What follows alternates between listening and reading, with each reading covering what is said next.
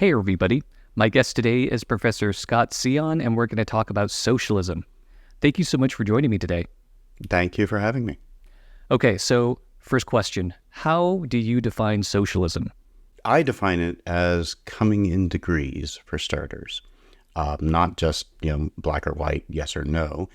And coming in degrees on two different axes is how I characterize it. On one axis, you have the degree of egalitarian redistribution of resources.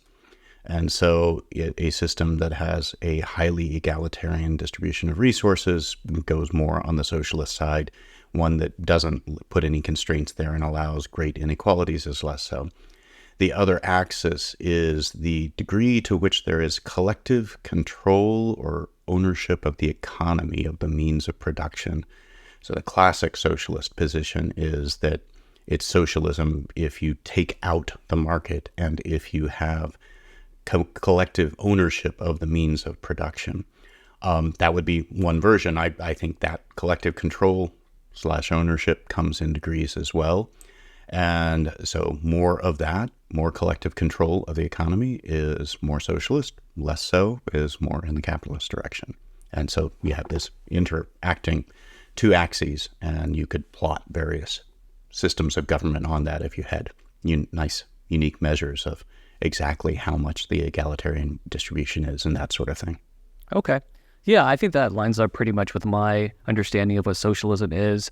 I think for a lot of, a lot of people who aren't too educated when it comes to political philosophy, anytime they hear big government, they will call that socialism. And to the extent where big government redistributes income and reduces economic inequality, that's true, right? Yes. I mean, it's moving in that direction. The bigger the government, that presumably means more collective control over the economy. I mean, of course, you could have, huge government that's just all national defense, and it wouldn't necessarily be collectively controlling the economy or redistributing resources in an egalitarian way. But in general, size of government, bigger government, more redistribution, more regulation, more collective ownership, all of those are in the direction of socialism. Okay. So in terms of the public control of the means of production, that is how I classically understood as socialism, right? So in contrast to capitalism, in which we have the private ownership of the means of production. So I was thinking something of like worker co-ops, right? Where every worker of a particular company owns a share of that company, and so collectively they own it. So would that be an example of a socialist system? Sure. That's certainly in that direction too. I mean, of course, if it's the workers, if it's 15 workers owning a company, then in certain respect, that's not entirely collective control. That's the workers at that particular company owning that particular company. But yes, that's certainly one model for collective control, and that's in the socialist direction, yes. Okay, so do you think ideally then that only the workers should own that company or everybody should own that company? First of all, I think it's an empirical question. I think, what works best, what form of, how far we should go in the socialist direction and in exactly what way are empirical questions as to what will lead to the best outcomes, what will best promote human well-being. I'm inclined to think that that worker-owned control has certain advantages that collective control doesn't.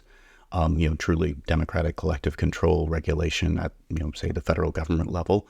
On the other hand, there are benefits either way. And so I'm not going to draw any sharp, I don't have any sharp advocacy for one form rather than the other. But I think, from where we are now, especially in the United States, we could use a lot more of both. Okay. So then the approach that you're taking then doesn't sound like socialism as a result of like deontology. It sounds like it's more of like a utilitarian argument, right? It's like, well, it just depends on the data. Let's look at the data. What are the gains that we would get from collective ownership versus just worker ownership? Am I correct? Yes, basically. I mean, there is the question of whether socialist forms of government or capitalist forms of government violate rights. I mean, I set things up in terms of this sort of overarching master argument that I call it for socialism. And one could have a parallel master argument for capitalism. And then the question would be the truth of the premises in each. in each case, there's this crucial premise that if a form of government, a form of economic system promotes human well-being better than the other and does not violate rights, then we should do that. And my claim in the book is that socialism, moving in the socialist direction, better promotes human well-being than does the capitalist alternative, and it doesn't violate rights. So there is, but one could have, and some socialists do, think that capitalism itself, by virtue of its exploitation of the workers and that sort of thing, violates rights of the workers.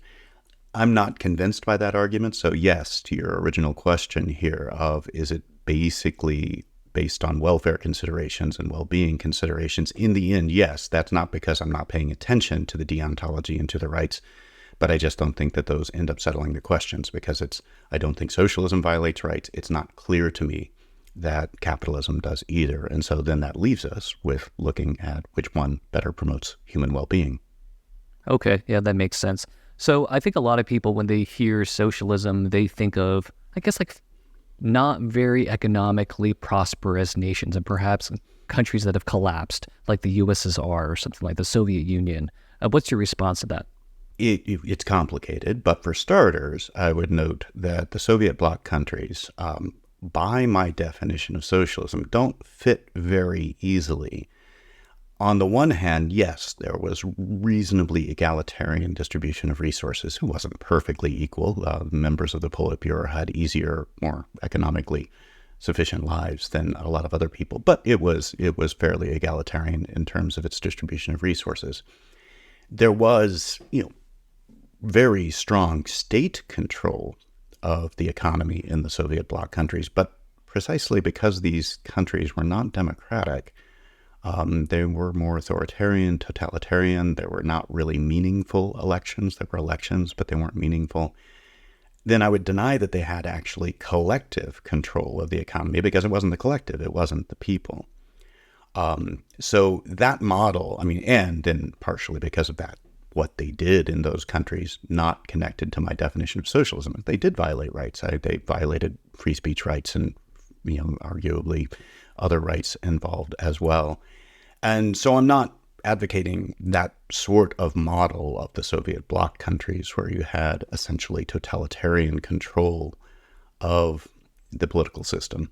There's much more to be said about, the successes and failures of the Soviet bloc countries. I don't think it was as bad in some respects as some people say. And I think, it's worth noting that even though they were poorer, even in 1991, 89, 91, when the Soviet, the Berlin Wall collapsed in 89, and the Soviet Union collapsed in 91, at that point, yes, those countries were much poorer than the obviously capitalist countries of the United States and some of the European countries, but they started much, much poorer.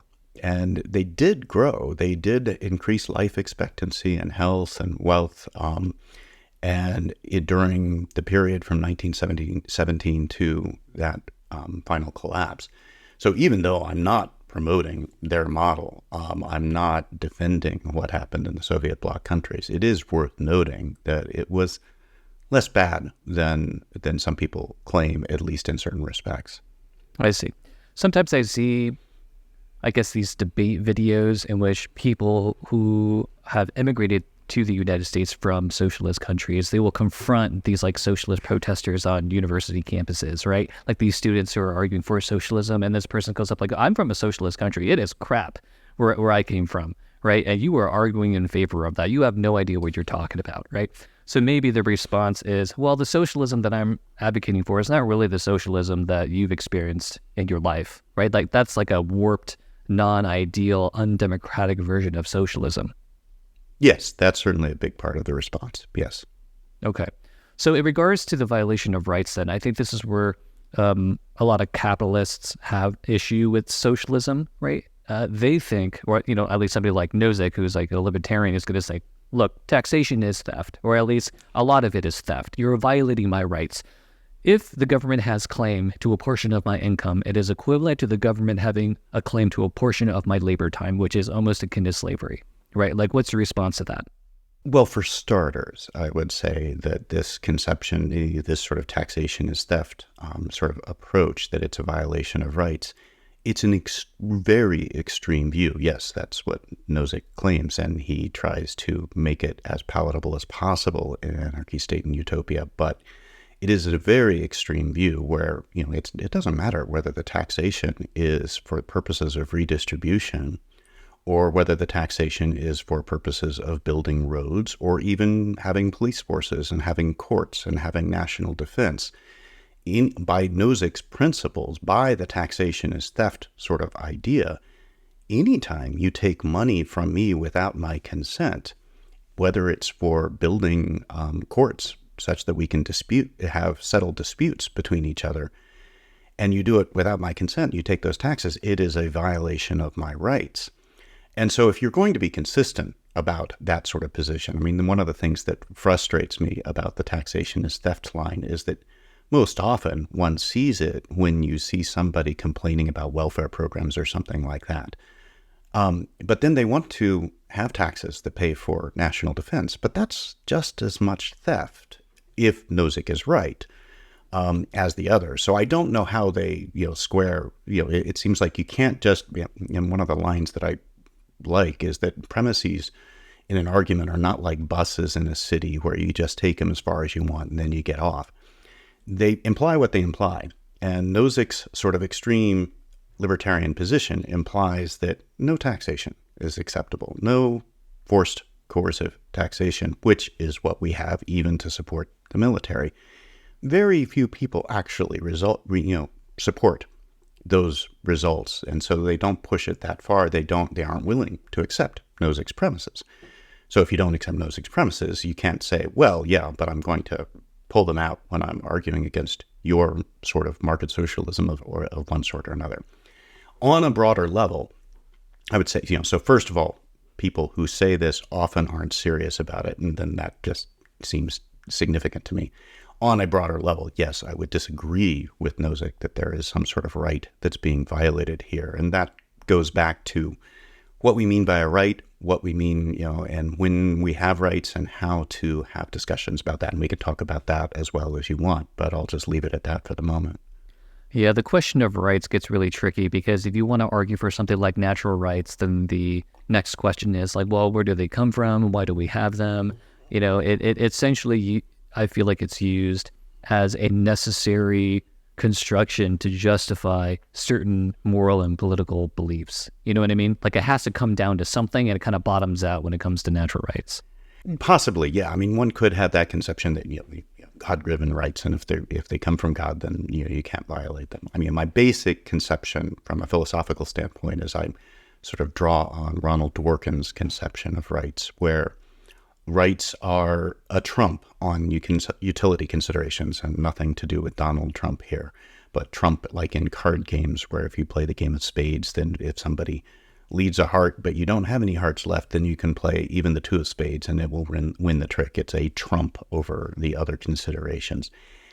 I take it that rights, if there are any, and I don't actually explicitly commit myself in the book that I've just written on this to there being this sort of right, though I'm inclined to think that there are, but a right would be something where you have a right to do something if it would be wrong of us to restrict that, even if we were legitimately convinced that restricting that ability on your part would lead to greater well-being overall. So, for example, it might be that restricting certain religions, maybe there's a good case to be made that it will increase well-being, that it will increase happiness overall if we take some minority religion that other people just don't like and find kind of objectionable in some way, and we just forbid it. Maybe people will be happier overall, but we might say, yeah, but you can't do that. People have a right to their religious beliefs. That's at least a claim one might make. But for my purposes, the point is you have a right if it is the sort of thing where legitimately we think that violating that, restricting that, would be wrong to do, even if it would promote well-being to restrict it to, so that rights are seen in this way as a trump on utility considerations. So anything that counts as a right would be a trump on utility considerations. So I imagine that a lot of capitalists and libertarians could agree with that, and then they would say, well, that applies to taxation, right? You can make the argument, well, there is a utility but argument to be made about taxing people, right? But people have a right to their income, and so that trumps that utility consideration. What's your response to that? I mean, there we'd have to have substantive dialogue about that, but no, I'm not convinced that it would trump that consideration. I mean, of course, in the current circumstances, the very idea that I have some sort of right to every penny of the paycheck that Bowdoin College gives me, and that it's somehow wrong to take any of that, when in fact it was government at all levels that made so much of that possible by simple things like providing roads, but also providing education. I went, my primary and secondary education was government funded, and so are the students that I teach, by and large. And so the idea that somehow now at this point, the money that I get from my paycheck that is largely made possible through government-provided infrastructure and education, that just strikes me as really quite implausible. Yeah, I feel like the conception that, 100% of my money belongs to me relies on some sort of false assumption that you are a completely self-sufficient individual, right? It's like you came into this world without any assistance from other people, and now you, through your own hard work, and you picked yourself up with your bootstraps, and now you worked hard and now making this money, and then now this foreign entity called the government is coming in and snatching like 10% or more from your hard-earned cash, right? Whereas like, well, no, I mean, first of all, just like as a human, somebody took care of you, right? Somebody fed you, somebody educated you, right? Somebody took you places, right? Like I went to public school as well, right? Like the vast majority of my education was in public schools, So that would be a fundamental disagreement then, or a reason to disagree with that fundamental claim that 100% of your money actually belongs to you. Yes, I think that's absolutely right. And, okay. And my bar for counting something as a right is a pretty high one, this Ronald Dworkin inspired vision, which other people have followed in philosophical tradition as well. I mean, to say that we shouldn't do something even though it will make people happier if we do, I mean, it better be a high bar to justify that. And to say, we shouldn't have any taxes at all, even if it'll make people quite a bit happier if we do in general. I think, that I'm not wild about burden of proof arguments, but I would say, show me why you think that should be the case, that this is a violation of rights in this trump card sense of rights. And yes, I don't find it very plausible. I know that other people will make this sort of private to governmental move to argue against taxation, right? A libertarian would say, well, imagine somebody comes to your door and says, you have to give me money or else I'm going to put you in jail in my basement, right? Like at gunpoint, basically through force. Do we think that that's morally permissible? No, we don't think so. So why is it different when the government does it, right? They kind of make this private individual action to like a government action, and they compare the equivalence, right? What's your response to that? First of all, I think, and I've seen that sort of argument very explicitly. Walter Williams has a former economist at George Mason. I think he passed away recently, but he makes exactly that sort of argument, and other people have as well, that if it would be wrong for an individual to do it, then it's wrong for government to do it.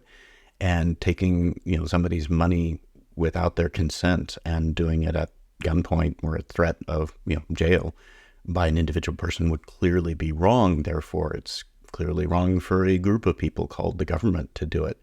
That has some appeal. I mean, it's hard. I mean, I think to deny that argument, to reject that argument, you just have to reject this fundamental premise that if it's wrong for an individual, it's wrong for the government.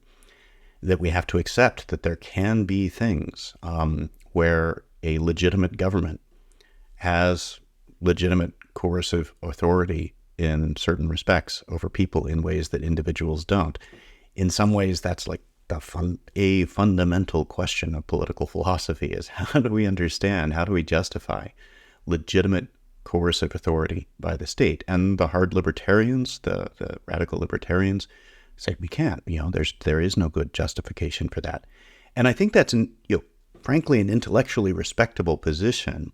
I think we do have, and I don't have a general theory of when is a government legitimate, when is government such that it is okay to exercise legitimate coercive authority and to tax people. I don't have a complete political theory up my sleeve there. Part of what I will do is rely on saying, you don't really believe that either, unless you are the sort of really radical, hard libertarian who thinks that absolutely no government is justified, even of the form of, providing courts to settle disputes, or having criminal laws, or having national defense. That sort of argument that you summarize so well would have consequences that are way more extreme than even you accept. That I say that you, for some general person, there are a few very radical libertarians who at least claim to accept those premises. And then there is a bit more of an argumentative impasse with them. I find it more plausible. I find it plausible that there are things that a legitimate, especially democratically elected government can do that individuals can't. But I can see the plausibility of that line of argument. Yeah, I mean, it's hard for me to explain why I think that it's legitimate for the government to do X, but illegitimate for a private individual to do the same thing. Maybe because I have some beliefs in democracy and the power of democracy. I'm not entirely sure. So how does socialism relate to anarchism? The reason why I ask is because on the one hand, they seem kind of opposites, right? So you have, on the one hand, maybe a really big government in the sense that it redistributes money, right? So you have this government that taxes the rich heavily and then gives a lot of that money to the poor. Maybe you have some sort of collective ownership of the means of production. So in that sense, like just in terms of what the government owns is actually very great. But anarchism seems to be very opposite of that, right? I almost see anarchism and libertarianism as siblings, right? So libertarians want a small government and anarchists want like a zero government. At least that's my simple understanding of it, right? And the reason they want that is because they see the government as a threat, right? Because government is so powerful, because government has force, there's risk of widespread abuse of that power. And so what we don't want is that thing to get even bigger. What do you think about that? Yes, it's definitely a worry. I mean, you give people power and you say, yes, you are in a organization that has coercive authority over people in a way that individuals don't, and that we're going to allow this. And obviously that is ripe for abuse, and we've seen it many times and throughout history. And so I can understand the concern about that, and especially from a well-being perspective, a broadly utilitarian perspective, one could worry that, government will make us all worse off than if we just had no government at all. That's the part where I'm more dubious. I mean, original first part of your question there is socialism versus anarchism. It is interesting because, yes, I sympathize with exactly what you said, that socialism is basically involving more collective control in some sort of probably governmental sense. And, it's in, even if it's collective ownership of, even if it's worker co-ops, then presumably they're doing something by way of making decisions about, market forces and what they're going to do. Even just within that factory, there's going to be something like collective control, but especially with just sort of more traditional pictures where it's bigger government, because we need it to redistribute resources, make things more reasonable, promote human well-being, take in the taxes that are necessary for that. And it's interesting that you have the anarchists on the far left and then the libertarians on the right. But as you said, they're kind of siblings, and especially the more principled the libertarian, the one who really thinks like Nozick that there's just no legitimate form of coercive authority, that it has to be all agreed to voluntarily. I mean, they end up kind of, it's coming around full circle, and the right libertarians and the left anarchists, in some ways it seems like they agree that there should be no state, there should be nobody who claims to have legitimate coercive authority. In that sense, they kind of disagree in what they think will happen when that happens, and whether you will have, enclaves of people with guns, protecting their privately gained hoard of property, and that's just fine according to the libertarian sort of conception of thing, or somehow it will all be done through just complete consensus and everybody just living in harmony once together. That's the sort of more left picture, and that's, and to some extent, I'm kind of curious as to whether it's just sort of the difference between the really hard libertarians and the left anarchists is almost an empirical one about what they think will happen at the end. But it is interesting to me that, certainly going back to Marx, but also contemporary socialists, a number of people in the socialist tradition think of socialism, of, big collective control of the economy, as somehow a way station on the way to something where the state has withered away. I'm more dubious about that last part. I mean, I think in a world with nearly 8 billion people, we're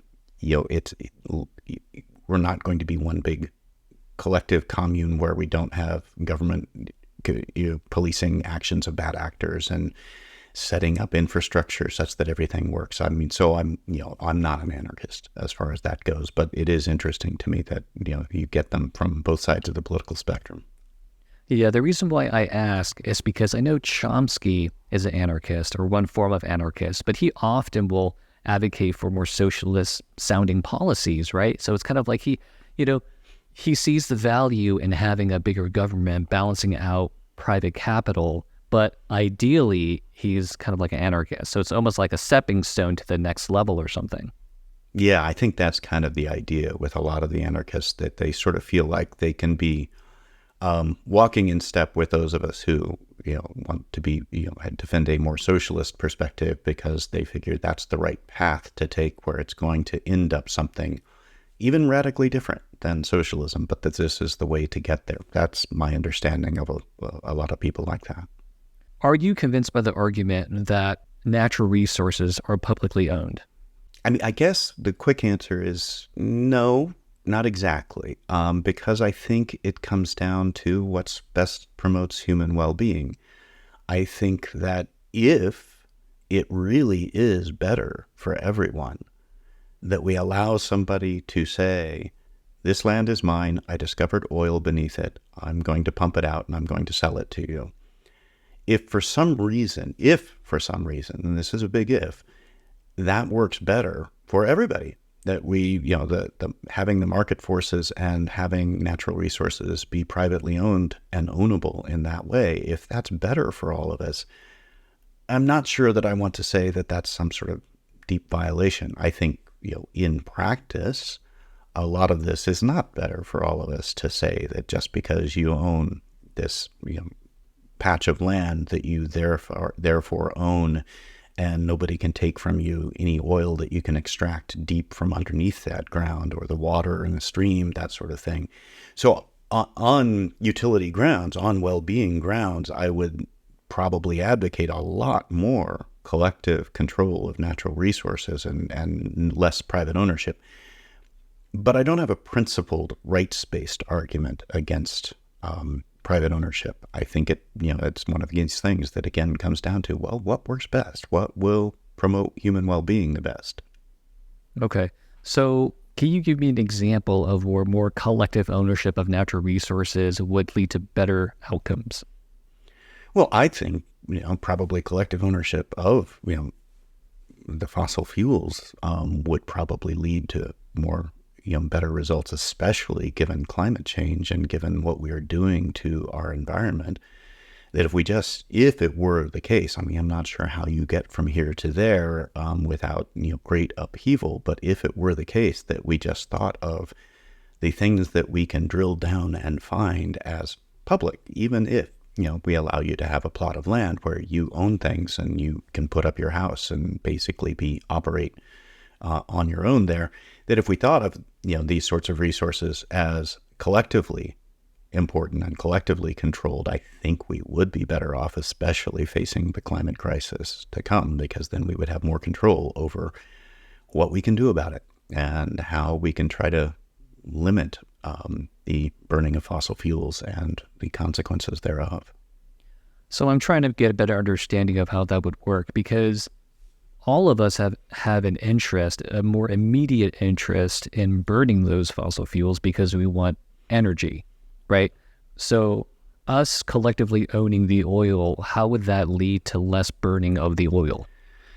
And it's not, I mean, first of all, it's empirical whether it would. I think it would leave certain possibilities, because right now, it's just so cheap compared to most of the alternatives to, heat my house with fossil fuels and to, and I buy them from a local oil company. I buy the oil or the propane, in my case, from the local company, and then I use a furnace and I burn it and I keep my house nice and warm in the winter, and it's perfectly comfortable, and that's much cheaper. And, and I make all kinds of other decisions. We drive cars, we take airplanes, we do all of these things because on an individual level, it's clearly easier and cheaper for me right now to do those things rather than to sacrifice greatly and to pay something much more expensive to heat my house or to go without heat for my house. There are consequences of that, of course, as well. It's a collective action sort of issue, I think, with climate change, that, it's hard to get past the individual, and in the capitalist model where everything is an economic transaction and each of us just does what's in our own rational self-interest. That's basically what people like Milton Friedman and Hayek and, defenders of traditional capitalist picture advocate. It's hard to break out of, when you have something like climate change, where these individual decisions that we're all making that are individually rational for us, highly rational, nonetheless are causing grave consequences for people in general. Maybe not me right now, my particular decision, but people in other parts of the world, people even in our own part of the world, and of course for future generations. And so I think sometimes there are cases where if we collectively decide to do something, to put limitations on our consumption of fossil fuels, and that's enforceable because we own the fossil fuels ourselves, as a collective, then that gives us some more hope on other paths of the way out of this climate catastrophe that we are facing. I guess I'm just not entirely sure how that's supposed to work, because doesn't it fundamentally depend on our motivations and our individual desires, right? Because why would we collectively want to restrict fossil fuels if we're mostly animals that act on more short-sighted interests, right? We still want to drive cars. We want to fly. We don't want to pay $10 a gallon. So collectively, we don't want to pay $10 a gallon, right? So the problem is that we're just not, we're not acting on more, altruistic motivations, right? It's not necessarily about future generations. It's more about what we want right now. I mean, to the extent that, you had an if in there, that we act in ways that are in our own short-term rational interest. And that is our kind of default. That's true. One example that I use to try to bring out the contrast here, just sort of artificial example, suppose there's some small village, some, smallish town, and the scientists are saying that, everybody can see that the river is rising, that there's been a lot of rain and these sorts of things are happening. And the scientists are saying, look, we are facing an impending catastrophic flood that's going to be terrible for a lot of us. And what we need to do is we each need to, spend a lot of time putting up sandbags or something, like creating a levee. This is just an artificial example. And you could do it by saying, all right, so everybody volunteer some time, do this. And then, you might say, okay, well, I believe the scientists and I think this is a good thing, so I'm going to go volunteer my time. I'm going to do my share. But then you look around and you notice that there are some people who are saying, oh, these scientists, they don't know what they're talking about. This is all a hoax. And so they don't do it, and other people slack off for other reasons. And so you start to feel like, well, wait, I'm spending these hours stacking sandbags, but it's not clear that it's going to be enough because not enough people are doing it. And there are these other people who are free riding and slacking off. And I resent that. And I resent them, taking not taking the time to stack the sandbags along with me. And so maybe I stop doing it too. And then, everybody stops doing it, and then the flood comes and we're wiped out, or, there are catastrophic consequences at least.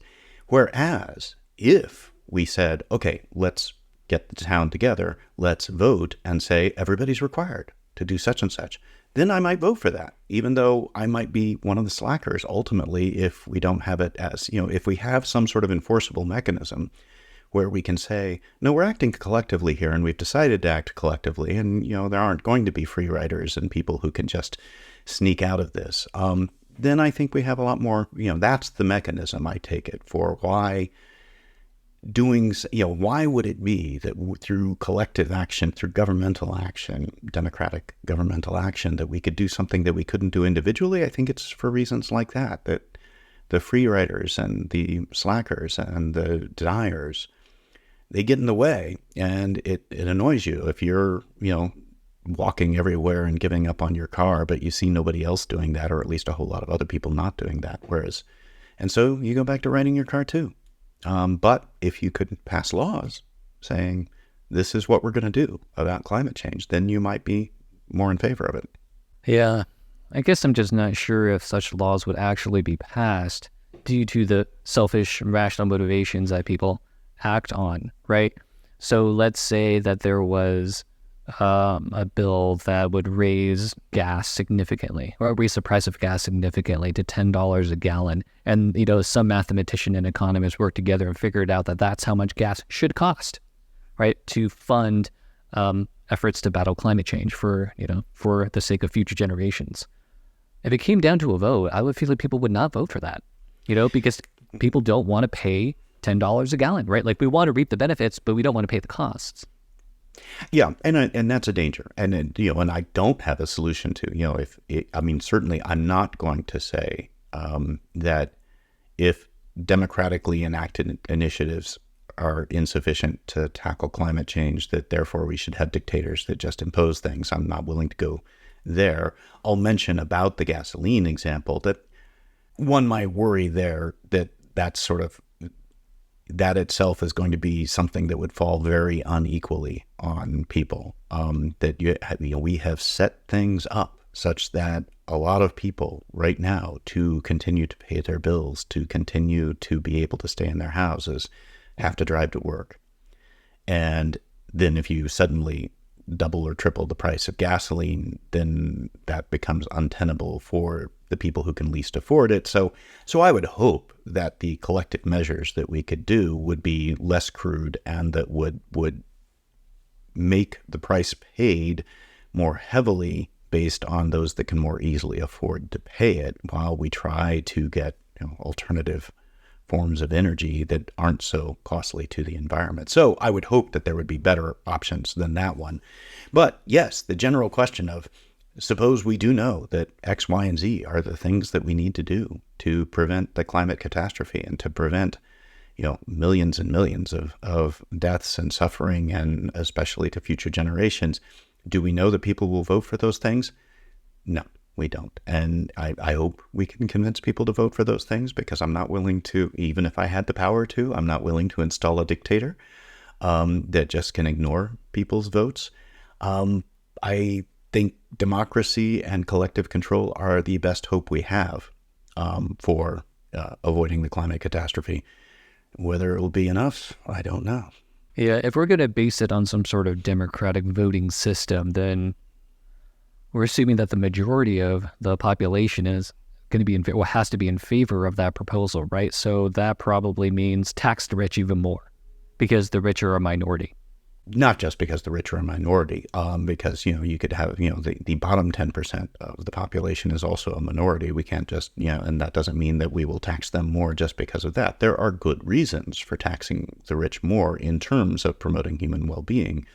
And so, but yes, that's certainly, I think that, more egalitarian distribution of resources, including, yes, taxing the rich more, is going to be part of it. I don't think that that's necessarily, that doesn't sound evil to me. That seems like, money has diminishing marginal utility. Taking $10,000 from Jeff Bezos and spreading it around in various ways is very different than, taking $10,000 from, some very poor person. So there are good reasons, I think, for, yes, we need more resources to combat some of these issues. We need, to help people. But in general, egalitarian, there's a lot of evidence that having more income and wealth equality, less inequality, increases human well-being overall. And so, yes, we should work in that direction. Yeah, I wasn't trying to say that we should tax them because they're a minority. I was just saying that if we're going to operate with some sort of democratic voting system, that is something that's more likely to be passed because the rich are a minority, so they don't have as many votes. So I have a question in regards to the scope of this collective ownership, this idea of socialism, right? So I was kind of operating with the assumption that we were talking about America as a country, right? But perhaps you can make the argument, well, since our actions don't only affect us, since climate change affects everybody, right? What we need to have is global collective ownership of the means of production. What do you think about that? I think there's a case to be made for something like that. And I'm not saying, okay, so my proposal is that we have world government that has, genuine authority right now, and that's what we do, because that's not going to happen. I mean, that's, but we can have more international agreements, more sort of collective working together, something like the EU model, but, more democratically instituted, and having, so that, for example, so that if we do decide that we need to start having more egalitarian distribution of resources, and that means more taxes on the rich and wealth taxes, perhaps, as like Thomas Piketty advocates so strongly, that it would be good to have that done across a number of countries and not have it be easy for a rich person in one country just to move to another country where their wealth is not going to be taxed. And so, yes, I think we do need, there are difficulties with implementing things on national levels where you have that sort of possibility, and sort of at least more international cooperation in these regards would be really helpful and very useful. I want to get a better idea of the particular steps that the world can take between what we have now and toward like the socialist ideal. So worker cooperatives can exist in a capitalist society, right? Like you can start a company and you can make it such that each worker owns a share of that company, right? So how much of socialism can we have packed into a capitalist system? Well, since I think it comes in degrees, I think we can do a lot of things, and it's moving in that direction. At what point do you stop calling it capitalist and start calling it socialist? Well, that's a semantic point that I'm not particularly concerned about. So I think we can make a lot of steps in those directions, and I think a lot of them will individually be good, and they will help promote human well-being. I'll say that in the book that I just did, I kind of specifically eschew saying that I'm going to have detailed policy proposals, partially because that involves a level of looking at specific evidence of what will work and what won't that I wasn't going to dive into. In the book, I was mostly trying to break down the arguments for moving in the socialist direction versus staying or moving even further in the capitalist direction, and looking at the arguments that people present and breaking them down and understanding them and saying and evaluating them. But yes, with the that what sorts of policies we could do. A lot of that's going to be empirical. I think certainly, universal health care, and more redistribution, and, perhaps things like universal basic income would be worth considering. Certainly much greater infrastructure and services and much better education. All of these things are moving in that direction. They're still, they're done now. To some extent, we have education, we have taxation, we have significant degrees of governmental control of the economy. Even in the United States, we have regulation. We own a lot of the economy through the government ourselves. So yes, a lot of that can be done within something that we still call capitalist. It's all, on my definition, moving in that direction, and that's what I think, is justified. What does the market look like in a socialist economy? That varies a lot depending on what kind of socialism one's talking about here. And I think, you have, the sort of classic socialist picture where it's complete government state control of the means of production, that sort of picture. Then it's sort of a command economy and a planned economy, and and I think the evidence is then, that doesn't work as well as one might hope, that there are reasons for having market-based incentives, market-based prices to have distributed information, that sort of thing. But there are market socialists who think that, yes, we can still have markets, maybe with collectively worker-owned cooperatives where the workers reap the profits, and so they still have the market incentives. So a lot of the market might look reasonably similar, but with different control rods put in, different levels of regulation, or, with worker co-ops where it's the workers who are owning it. And there are, various steps that one can take there. So the market might look reasonably similar in certain respects to what we have now. Under some versions of socialism that I'm less convinced are the right way to go, then there really wouldn't be much of a market at all. I'm not sure. Again, I'm getting into like the nitty-gritty details here. I'm just trying to get a better understanding of what it will look like in practice, given that we live in a very like globalized economy, right? I feel like very few products are entirely made in America, right? Products are very complicated. They contain thousands and thousands of components. There's components from that country, the other components from the other country. So unless we had some sort of global socialist system, I don't know how something like worker co-ops would harmonize with the fact that most of the stuff that we have aren't really made here. There would be complications. I think, I think it's still possible to have steps. I think it was Milton Friedman's example of saying that nobody knows how to make a pencil, something very simple, and he just had in mind wooden pencils, that are, seem very simple, but, you get that little metal cap on the top and the eraser and the graphite and the wood, and all of this has to come from different places and different things have to happen. And then, yes, you have a factory where it's put together, but there were all these parts going into it. And yes, as you note, that nearly all of them in cases like that will involve parts and supplies that come from outside the particular national boundaries. And does that mean, if you have a worker-owned cooperative that owns the pencil-making factory where they participate in the rest of the market, that's still a step in terms of greater collective control. It's also a step in terms of greater collective control of the economy if there's just much more regulation of how the market works and, what sorts of limits there are, safety regulations, that sort of thing as well. So a lot of this can be done without it. I don't see that. Oh, okay, well, let's step back. I can imagine that there are certain sorts of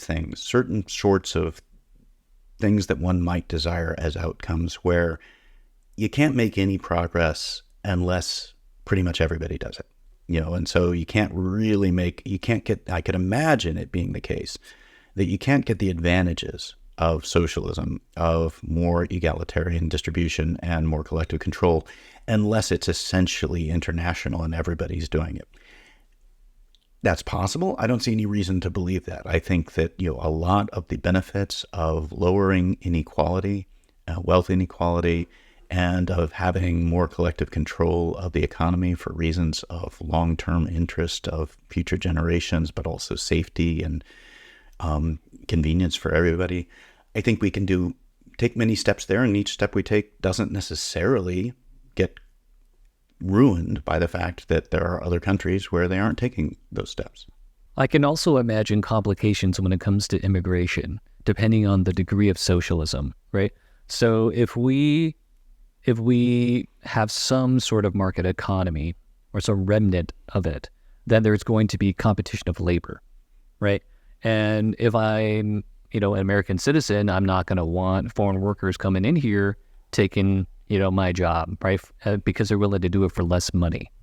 And if we have a more socialist government and society, does that mean that more immigrants are going to be allowed in? Like, I'm not entirely sure what like the ideal socialist society is going to handle immigration.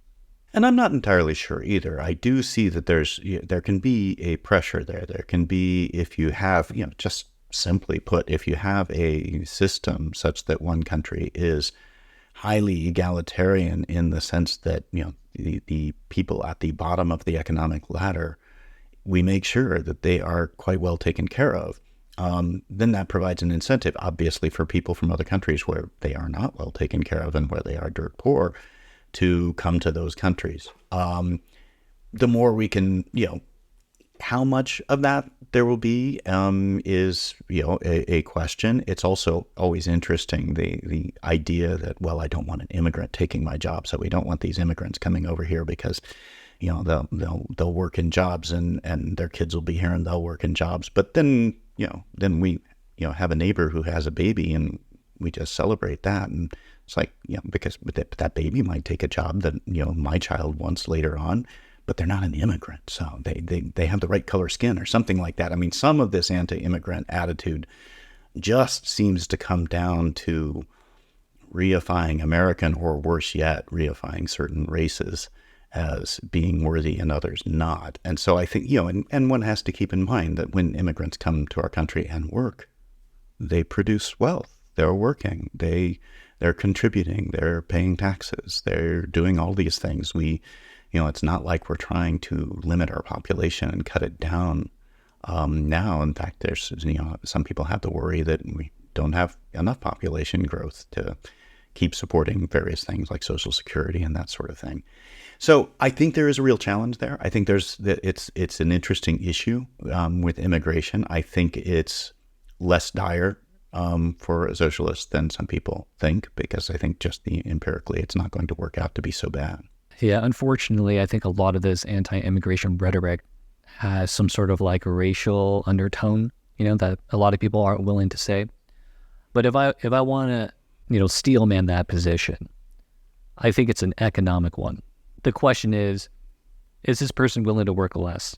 Work more for less money, right? And if they are, then they're competition, and I don't want that competition, right? I live in this, American society, and we have relatively high quality of life, and we've made it that way intentionally, right? And so I want to kind of reap those benefits. My neighbor's baby, I mean, that's not going to bother me, not me personally, but just the person who has this concern, right? My neighbor's baby is not going to bother me because I don't think my neighbor's baby is going to be willing to work more for less money, right? Yeah, and that one could have that worry. I mean, one thing to keep in mind in the background here is that one fairly obvious step in the socialist direction, independent of immigration considerations, is higher degrees of minimum wage, higher minimum wage, and such that you can't just come in and undercut and say, oh, well, you're working for $15 an hour, the minimum wage. Well, I'll just take 10 because, well, if we have a minimum wage at 15, then you can't do that. So you can't undercut for that reason. And if there are jobs here to be had and people are willing to do them for the same amount. So if we raise the floor and do it collectively such that people, wages are going to be living wages, then we don't need to worry about people coming in and saying, oh, well, I'll work for less than half a living wage and, and so I'll just be able to win out and take your job. That won't work. Yeah, but doesn't that ultimately, on your view, come down to the empirical data? Like if the society gains more by not having a minimum wage, then you would be in favor of not having a minimum wage, right? Yes, I would, although well-being here is, first of all, I'm not just a crude utilitarian where it's just complete average or anything like that. I think that there can be some sort of, Rawlsian aspect to this where it's what's to the benefit of the lower classes is more important, at least, than just overall average wealth.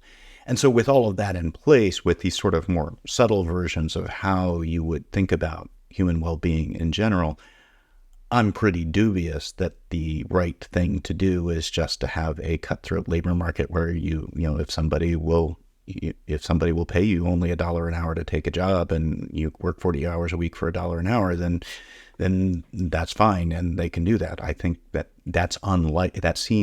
level of sort of free market approach to labor seems unlikely to me to be the best way of promoting human well-being overall. But yes, I admit a lot of these are empirical questions. Yeah, I think a lot of libertarians would argue the exact opposite position, right? They're going to say, no, empirically, it's bad to have a minimum wage, right? And if you just take a step back and look at the global community and think about the global poor, think how much better off the global poor would be if they had the option to work for, American companies, right? And just work for less, because whatever we offer them here is going to be 100 times better than the options they have at their home country. So what the people who are anti-libertarian, the way that they're thinking is really more restricted and narrow. They're almost concerned about their own well-being and their own society. But if you really cared about the real poor, the global poor, then you would be against something like a minimum wage.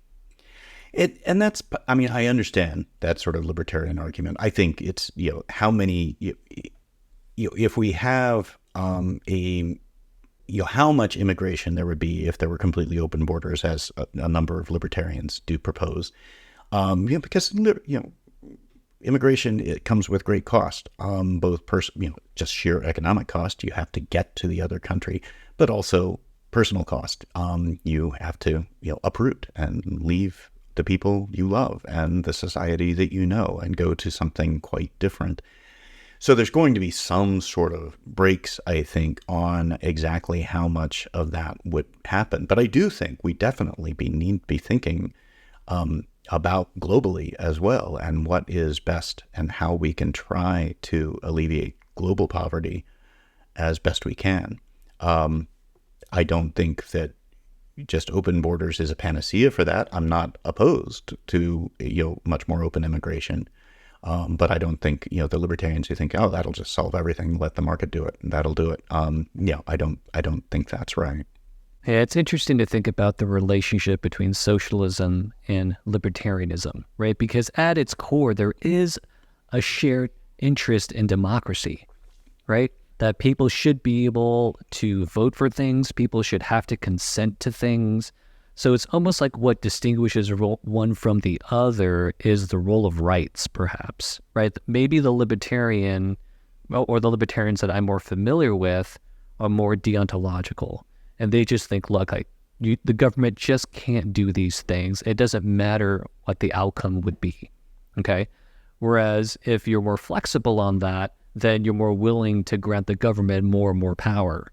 Yeah, I think that captures the dialectic reasonably well, or at least for some libertarians. It's not always clear to me. I mean, because sometimes they will use this language of rights, that it's just a right involved here. And then we could have that argument. We could have that argument on moral philosophy grounds. Is this the sort of thing that trumps utility considerations? Exactly how do you define this right such that restricting it would be illegitimate even if it promoted human well-being overall? And we can have that sort of argument. Or they can say that their libertarian policies will promote human well-being better than more redistributive ones, or ones where you allow more taxation and bigger government. And then you have that debate.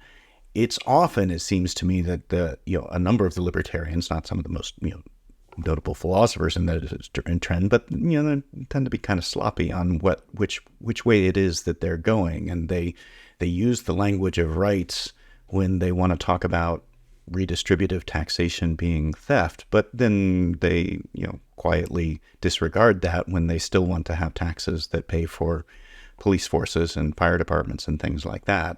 They're truly hard libertarians. This is Jason Brennan's term for them, at least, is that they really do give up on think no taxation whatsoever, because that's where the real right is.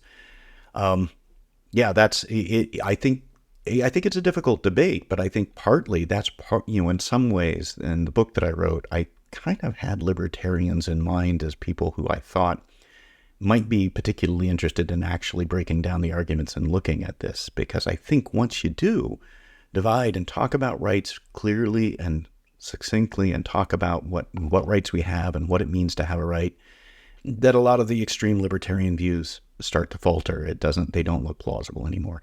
And then if you do look at the empirical side, that, having more redistribution, there are good grounds, empirical, for thinking that will promote greater well-being.